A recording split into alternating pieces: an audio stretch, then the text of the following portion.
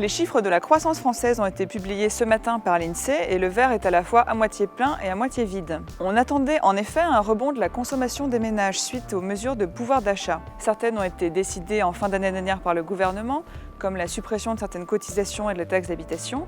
D'autres ont été prises suite à la crise des gilets jaunes, comme la revalorisation de la prime d'activité. Résultat, au premier trimestre, la consommation des ménages a grimpé de 0,4%, alors qu'elle avait stagné au quatrième trimestre 2018. Les Français ressentent enfin la hausse de leur pouvoir d'achat, ce qui est nécessaire pour que les mesures du gouvernement aient un impact sur l'activité. Mais le problème, c'est que cet impact est limité. Depuis le début de l'année, les Français tendent à préférer l'épargne à la consommation. Ils craignent plus le chômage que l'année dernière, malgré la reprise des créations d'emplois. D'ailleurs, en février et mars, la consommation des ménages en biens a même reculé. Selon la banque ING, la consommation totale des ménages sur l'année 2019 sera à peine supérieure à 1%. Conclusion, le rebond de la consommation des ménages est une bonne nouvelle en demi-teinte pour la croissance française.